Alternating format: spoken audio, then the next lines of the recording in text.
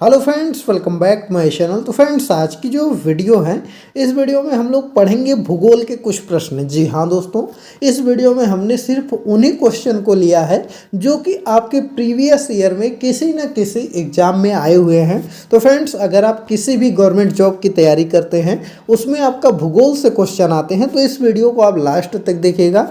इस वीडियो से ज़रूर 1 से 2 प्रश्न आपको ज़रूर मिल जाएंगे, तो आप इसको लास्ट तक देखिएगा। और अगर आप बिहार शिक्षक भर्ती की तैयारी कर रहे हैं, तब तो यह वीडियो आपके लिए मोस्ट इंपॉर्टेंट है। चलिए वीडियो को स्टार्ट करते हैं।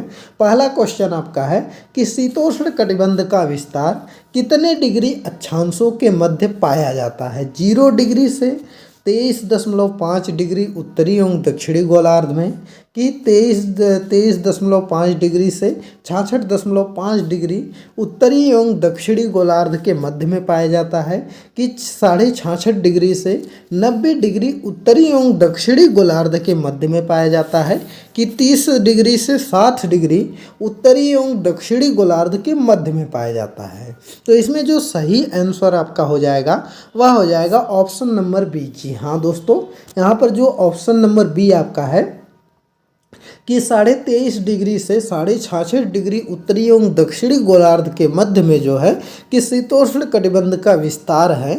तो इस चीज़ को आप याद रखेंगे। मोस्ट इंपॉर्टेंट यह क्वेश्चन है।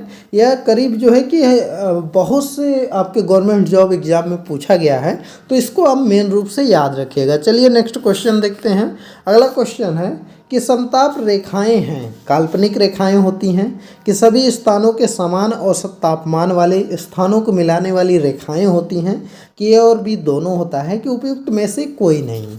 तो देखिए, जो समताप रेखाएं होती हैं यह काल्पनिक रेखा भी होती है और सभी स्थानों को समान औसत तापमान वाले स्थानों को मिलाने वाली रेखाएं भी होती हैं। तो ऑप्शन नंबर जो सी है वह आपका सही हो जाएगा। इसमें ऑप्शन ए भी सही है, बी भी सही है। चलिए नेक्स्ट क्वेश्चन देखते हैं। अगला क्वेश्चन है कि ध्रुव के पास कितने दिनों की दिन और रात होती है? तो जो ध्रुव होता है वहाँ पर कितने दिन का दिन और रात होता है? तो यह तो आप जानते हैं, बहुत से लोग कहते भी हैं कि 6 महीने का दिन होता है और 6 महीने का रात होती है। तो ध्रुव पर ऑप्शन नंबर जो डी है वह सही हो जाएगा। अगला क्वेश्चन आपका है कि भारत के किस भाग से कर्क रेखा गुजरती है? भारत के लगभग मध्य से, भारत के पूर्व पश्चिम दिशा से, भारत के 23.5 डिग्री उत्तरी अक्षांश से, कि उपयुक्त सभी? तो देखिए, इसका जो सही आंसर आपका हो जाएगा यह हो जाएगा ऑप्शन नंबर डी। जी हाँ दोस्तों, ऑप्शन नंबर डी आपका सही हो जाएगा, क्योंकि जो है कि भारत में जो है कि भारत के लगभग मध्य से कर्क रेखा गुजरती है, तो ऑप्शन ए भी सही है। और भारत के पूर्व पश्चिम दिशा से भी गुजरती है, और भारत के 23.5 डिग्री उत्तरी अक्षांश से भी गुजरती है। तो ऑप्शन नंबर डी आपका सही है। अगला क्वेश्चन हम लोग देख लेते हैं। अगला क्वेश्चन आपका है कि किन कारणों से पृथ्वी पर दिन रात का होना, ऋतुओं का परिवर्तन होना, ज्वार भाटे का आना, सूर्य चंद्र ग्रहण का होना संभव हुआ है? पृथ्वी की घूर्णन गति के कारण ऐसा होता है, कि पृथ्वी की परिक्रमण गति के कारण होता है, कि चंद्रमा द्वारा पृथ्वी की परिक्रमा के कारण होता है, कि उपयुक्त में से सभी? तो देखिए, इसका जो सही आंसर आपका हो जाएगा यह हो जाएगा ऑप्शन नंबर डी। जी हाँ दोस्तों, पृथ्वी की जो घूर्णन गति होती है इसके कारण जो है कि दिन और रात होता है, और पृथ्वी की जो परिक्रमण गति होती है उसके कारण से ऋतुओं का परिवर्तन हो जाता है, और यहाँ पर जो चंद्रमा द्वारा पृथ्वी की परिक्रमा की जाती है उसके द्वारा ज्वार और भाटा आता है। तो इसलिए इसका तीनों ऑप्शन सही हो जाएगा। ऑप्शन नंबर डी आपका सही है। अगला क्वेश्चन आपका है कि पृथ्वी की कितनी गतियां हैं? 2 हैं, 3 हैं, 4 है, 5 है? तो पृथ्वी देखिए 2 तरह से घूमती है। एक उसका होती है परिभ्रमण गति, एक होती है आपका परिभ्रमण गति, और एक क्या होती है? एक होती है परिक्रमण गति। जी हाँ दोस्तों, एक होती है परिक्रमण गति और एक होती है परिभ्रमण गति। बहुत से बच्चे कंफ्यूज हो जाते हैं कि परिभ्रमण क्या है, परिक्रमण क्या है। तो देखिए, जो पृथ्वी अपने अक्ष पर, जैसे मान लीजिए कि सूर्य के जो चारों ओर पृथ्वी घूमती है, इसको जो है कि हम लोग परिक्रमण गति करते हैं, क्योंकि जैसे परिक्रमा कर रही है पृथ्वी सूर्य की, तो इसको हम लोग परिक्रमण गति कहते हैं। वहीं पर फ्रेंड्स, अगर जो है कि पृथ्वी अपने ही अक्ष पर घूम रही है, जैसे लट्टू की गति है, तो उसको जो है कि वो घूर्णन गति बोल सकते हैं, परिभ्रमण गति बोल सकते हैं। तो इस चीज़ को याद रखिएगा। चलिए अगला क्वेश्चन देखते हैं। अगला क्वेश्चन आपका है कि पृथ्वी की घूर्णन गति किसे कहते हैं? पृथ्वी द्वारा अपनी धुरी पर पूर्व से पश्चिम में घूमना, पृथ्वी द्वारा अपनी धुरी पर पश्चिम से पूर्व में घूमना, पृथ्वी द्वारा सूर्य के चारों ओर घूमना कि उपयुक्त में से कोई नहीं। तो देखिए घूर्णन गति जो होती है वो अपने अक्ष पर घूमते हैं, तो ऑप्शन नंबर सी आपका गलत हो जाएगा कि यह कह रहा है कि पृथ्वी सूर्य के चारों ओर घूम रही है, गलत हो जाएगा। और यहाँ पर देखिए बी वाला जो ऑप्शन है यह आपका सही हो जाएगा, क्योंकि पृथ्वी जो है वह पश्चिम से पूर्व की ओर घूमती है। इस चीज़ को आप याद रखिएगा, पृथ्वी हमेशा पश्चिम से पूर्व की ओर घूमती है, न कि पूर्व से पश्चिम की ओर। तो ऑप्शन नंबर ए गलत है, बी वाला आपका सही हो जाएगा। चलिए अगला क्वेश्चन देखते हैं। अगला क्वेश्चन आपका है पृथ्वी का अपने अक्ष अपने कक्ष तल के साथ कितने डिग्री का कोण बनाता है? जी हाँ दोस्तों, यहाँ पर यह पूछा गया है कि जो पृथ्वी होता है वह अपने अक्ष और अपने अक्षतल के साथ कितने डिग्री का कोण बनाता है? 23.5 डिग्री, 33.5 डिग्री, 66.5 डिग्री कि 45 डिग्री। तो यहाँ पर ऑप्शन जो सही हो जाएगा वह ऑप्शन नंबर सी हो जाएगा। जी हाँ दोस्तों, जो पृथ्वी है वह अपने अक्ष और अपने कक्ष तल के साथ जो है कि 66.5 डिग्री का जो है कि कोण बनाता है। तो यह ऑप्शन आपका सही हो जाएगा। चलिए नेक्स्ट क्वेश्चन देखते हैं। अगला क्वेश्चन आपका है कि दैनिक गति किसे कहते हैं? पृथ्वी द्वारा अपनी धुरी पर लगाया जाने वाला एक चक्कर, कि पृथ्वी द्वारा सूर्य के चारों ओर लगाए जाने वाला चक्कर, कि ए और बी दोनों के उपयुक्त में से कोई नहीं। तो देखिए जो दैनिक गति होती है वह होता है कि पृथ्वी द्वारा अपनी धुरी पर लगाए जाने वाला चक्कर। जी हाँ दोस्तों, पृथ्वी अपनी धुरी पर घूमती है, जिसके कारण जो है कि दिन और रात होते हैं, तो उसको हम लोग दैनिक गति कहते हैं। मतलब रोज की गति वही होती है कि वह घूमती है। तो इसलिए ऑप्शन नंबर ए सही हो जाएगा। अगला क्वेश्चन आपका है कि प्रदीप्त वृत्त किसे कहते हैं? यहाँ पर पूछा गया है कि जो प्रदीप्त वृत्त होता है किसे कहते हैं? आर्कटिक वृत्त को, अंटार्कटिक वृत्त को, ग्लोब पर वृत्त जो दिन और रात को विभाजित करता है, कि भूमध्य रेखा पर। तो यहाँ पर जो सही आंसर है वह ऑप्शन नंबर सी है। प्रदीप्त वृत्त उसको कहते हैं जो ग्लोब पर वह वृत्त जो दिन और रात को विभाजित करता है। तो ऑप्शन नंबर सी आपका सही हो जाएगा। अगला क्वेश्चन है कि पृथ्वी को सूर्य की एक परिक्रमा करने में कितना समय लगता है? 365 दिन, 365 दिन 6 घंटे, कि 367 दिन, कि 364 दिन। तो देखिए पृथ्वी को सूर्य की परिक्रमा करने में 365 दिन 6 घंटे लगते हैं। जी हाँ दोस्तों, 365 दिन 6 घंटे लगते हैं। और जब 4 साल होता है तो यह 6-6 घंटा मिलकर आपका एक दिन में कन्वर्ट हो जाता है। तो इसलिए जो है कि 4 वर्ष बाद आपका लीप ईयर होता है, जो कि 366 दिन का होता है, जिसमें फरवरी आपकी 29 दिन की होती है। तो इसको आप याद रखेंगे। अगला क्वेश्चन आपका है कि लीप वर्ष किसे कहते हैं? देखिए अभी हमने पीछे डिस्कस किया और दे भी दिया कि लीप वर्ष किसे कहते हैं। तो यह क्या हो जाएगा? सॉरी फ्रेंड्स, तो इसका सही आंसर क्या हो जाएगा? यहाँ पर देखिए दिया गया है कि एक वर्ष जिसमें फरवरी माह 29 दिन की हो, तो यह भी आपका सही है। वह वर्ष जिसमें 366 दिन हो, तो यह भी आपका सही है। और ए और बी दोनों, तो यह भी आपका सही है। तो इसका ऑप्शन नंबर जो सी है वह आपका सही हो जाएगा कि लीप वर्ष में फरवरी 29 दिन की होती है और जो दिन होता है वह 366 दिन टोटल होता है। चलिए अगला क्वेश्चन देखते हैं। अगला क्वेश्चन आपका है कि किन कारणों से ऋतुओं में परिवर्तन होता है? पृथ्वी की घूर्णन गति के कारण, पृथ्वी की परिक्रमण गति के कारण, कि ए और बी दोनों के उपयुक्त में से कोई नहीं। तो देखिए ऋतुओं का जो परिवर्तन होता है वह आपका होता है कि परिक्रमण गति के कारण। जी हाँ दोस्तों, जो पृथ्वी सूर्य के चारों ओर घूमती है इसके कारण ही जो है कि ऋतुओं का परिवर्तन होता है, न कि जो पृथ्वी अपने अक्ष पर घूमती है उसके कारण सिर्फ दिन और रात होता है। जो सूर्य के चारों ओर घूमती है और जो परिक्रमण करती है उसके द्वारा जो है कि दिन जो आपका ऋतुओं का परिवर्तन होता है। तो इस चीज़ को याद रखेंगे। अगला क्वेश्चन आपका है कि 21 जून को सूर्य की किरणें किस रेखा पर सीधी पड़ती हैं? कर्क रेखा पर, मकर रेखा पर, विषुवत रेखा पर, कि आर्कटिक वृत्त पर?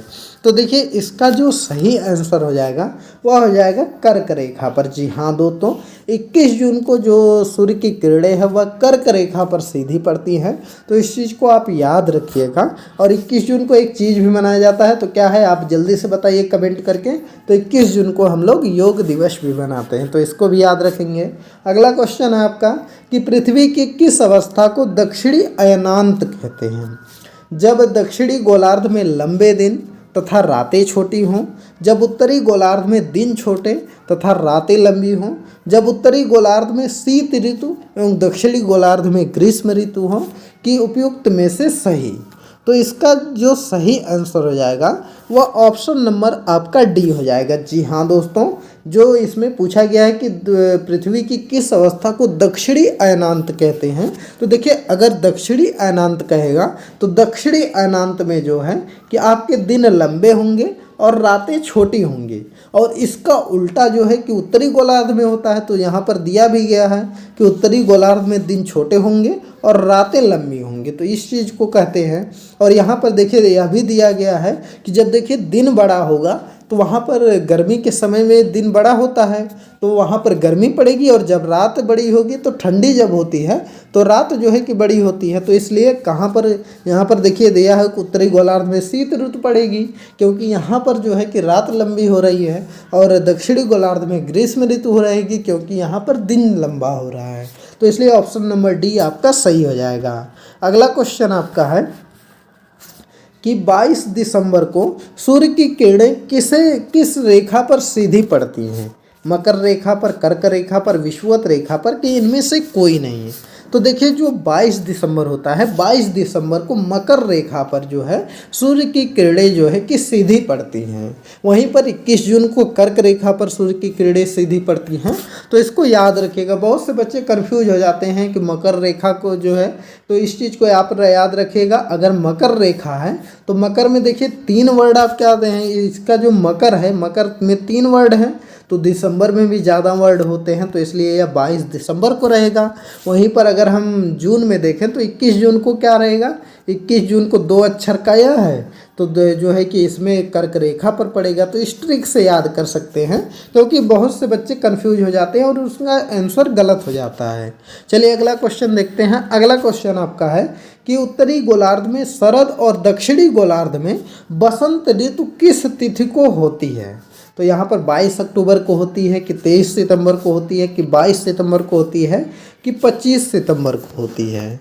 तो देखिए इसका जो सही आंसर हो जाएगा वह हो जाएगा 23 सितंबर को। जी हाँ दोस्तों, 23 सितंबर के दिन जो है कि उत्तरी गोलार्ध में शरद ऋतु होती है, वहीं पर दक्षिणी गोलार्ध में जो है कि बसंत ऋतु होती है। तो इस चीज़ को याद रखेंगे। चलिए नेक्स्ट क्वेश्चन देखते हैं। अगला क्वेश्चन आपका है कि सूर्य की किरणें विषुवत वृत्त पर किस तिथि को लंबवत पड़ती हैं। 21 मार्च से 23 सितंबर के बीच, कि यहाँ पर 23 मार्च को, कि 21 सितंबर को, कि 21 जून को, और 22 दिसंबर को, कि 22 जून को, कि 21 दिसंबर को। तो यहाँ पर देखिए सूर्य की किरणें विषुवत वृत्त पर किस तिथि को लंबवत पड़ती हैं, तो यह आपका पड़ती हैं, यह ऑप्शन नंबर ए आपका सही हो जाएगा, 21 मार्च को और 23 सितंबर को। तो इसलिए ऑप्शन नंबर ए आपका सही है। अगला क्वेश्चन है आपका कि पृथ्वी के धरातल का कितना प्रतिशत भाग जल व स्थल से घिरा हुआ है।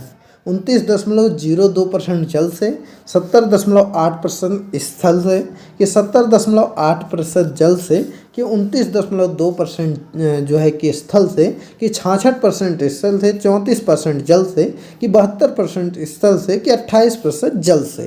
तो इसका जो सही आंसर आपका हो जाएगा वो ऑप्शन नंबर बी हो जाएगा, कि जो धरातल पर जो आपका जल है वह 70.8% जल से और 29.02% जो है स्थल से गिरा हुआ है। पृथ्वी पर क्या है, लगभग 71% के आसपास जल है और 29% सिर्फ जो है कि लैंड है, जिसमें कि हम लोग माउंटेन वगैरह है, पृथ्वी है, उत्तरी मैदान है, तो इन सब में रहते हैं।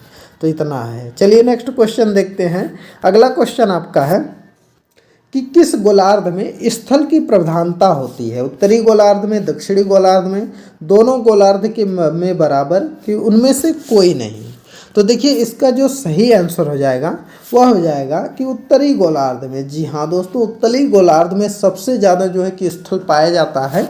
दक्षिणी गोलार्ध में सिर्फ आपका जो है कि बहुत कम ही स्थल होता है, तो इस चीज़ को याद रखेंगे। अगला क्वेश्चन आपका है कि समस्त स्थलीय भाग का कितना प्रतिशत भाग विषुवत रेखा के उत्तर में स्थित है। तो देखिए, उत्तरी गोलार्ध में पूछा गया 50%, 75%, 65% कि 45%। तो इसका जो सही आंसर हो जाएगा वह आपका हो जाएगा 75%। जी हाँ दोस्तों, जो उत्तरी गोलार्ध में पाया जाता है वह जो है कि 75% पाया जाता है, और दक्षिणी गोलार्ध में सिर्फ 25% जो है कि पाया जाता है स्थलीय भाग। तो इसको याद रखेंगे।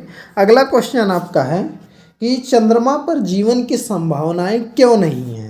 चंद्रमा के धरातल पर वायुमंडल का अभाव है, चंद्रमा पर गुरुत्वाकर्षण के कारण, कि चंद्रमा की परिभ्रमण गति के कारण, कि चंद्रमा की घूर्णन गति के कारण। तो देखिए, चंद्रमा पर जीवन इसलिए नहीं संभव है क्योंकि चंद्रमा पर जो है कि वायुमंडल का अभाव है। जी हाँ दोस्तों, वहाँ पर वायुमंडल नहीं है, वहाँ पर सूर्य की किरणें सीधी पड़ती हैं, तो इसलिए जो वहाँ पर जो लोग जाएंगे टेम्परेचर काफ़ी हाई होता है।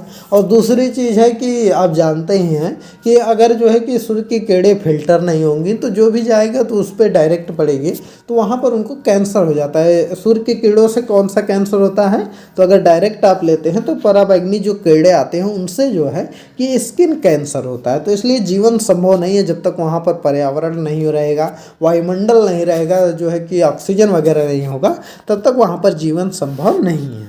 अगला क्वेश्चन आपका है कि चंद्रमा अक्ष के परितः लगभग कितने दिनों में एक परिभ्रमण पूर्ण करता है। 26 दिन, 27 दिन, 23 दिन कि 29 दिन। तो देखिए, चंद्रमा अक्ष के परितः जो है कि 29 दिन में जो है कि 27 दिन में जो है कि एक परिभ्रमण पूर्ण करता है। जी हाँ दोस्तों, 29 नहीं 27 दिन में चंद्रमा अपना एक परिभ्रमण जो है वह पूर्ण करता है। तो इसको याद रखेंगे। अगला क्वेश्चन आपका है कि चंद्र दिवस की अवधि कितनी होती है। 24 घंटे, 24 घंटे 40 मिनट, 23 घंटे, 23 घंटे 40 मिनट। तो इसका जो सही आंसर हो जाएगा वह ऑप्शन नंबर बी हो जाएगा। 24 घंटे 40 मिनट में चंद्र दिवस की एक अवधि होती है, तो इसको याद रखेंगे। अगला क्वेश्चन आपका है कि नक्षत्र माह क्या है। एक माह में विभिन्न नक्षत्र की गतियां होती हैं, चंद्रमा द्वारा पृथ्वी का चक्कर लगाने में लगा समय, या चंद्रमा द्वारा अपने अक्ष में घूर्णन करने में लगा समय, कि बी, ए एवं बी दोनों।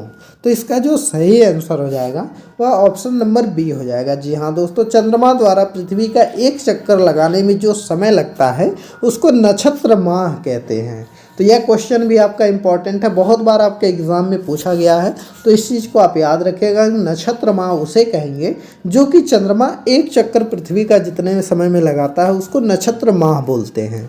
तो यह थे कुछ 25 क्वेश्चन आपके, जो कि आपके जो प्रीवियस ईयर में क्वेश्चन आए हुए हैं किसी न किसी वनडे एग्ज़ाम में, तो उनको हमने इस वीडियो में कवर किया है। और फ्रेंड्स, हम जो है कि अपने चैनल पर भूगोल की एक सीरीज चला रहे हैं जिसमें जो है कि रोज़ आपको 25 से 30 क्वेश्चन भूगोल का करवाते हैं। तो अगर आप लोग हमारे चैनल को सब्सक्राइब नहीं किए हैं, सब्सक्राइब कर लीजिए, जिससे कि आपकी तैयारी एक अच्छे तरीके से हो जाए और आपका जो भी भूगोल से प्रश्न आए वह छूटे ना। क्योंकि हमने जो है कि यह ठान लिया है कि अपने चैनल पर भूगोल के जितने भी प्रश्न बनते हैं सभी प्रश्नों को आपको कराएंगे। और आप एक चीज़ करिएगा कि जब भी आप वीडियो को देखें तो एक बार ख़त्म हो जाए तो वीडियो को 2-3 बार रिपीट करके देखा करिए, क्योंकि अगर आप रिपीट करके देखेंगे तो चीज़ें याद होती जाएंगी। एक बार देख करके छोड़ देंगे तो चीज़ें भूल जाएंगी, तो इसलिए आप रिपीट करके देखिए। और अगर आप बिहार शिक्षक भर्ती की तैयारी कर रहे हैं तो आपके लिए यह वीडियो बहुत ही इंपॉर्टेंट है। जी हाँ दोस्तों, हमने जो यह PDF तैयार किया है यह सभी एग्ज़ाम को पॉइंट ऑफ व्यू जो है कि सभी एग्ज़ाम को सामने रख करके तैयार किया है, तो इसलिए यह आपके लिए बहुत ही इंपॉर्टेंट। चलिए मिलते हैं अगली एक नई वीडियो में। वीडियो पसंद आई हो तो वीडियो को लाइक करिए, ज़्यादा से ज़्यादा शेयर करिए। चैनल पर नए हैं तो चैनल को ज़रूर सब्सक्राइब करिए।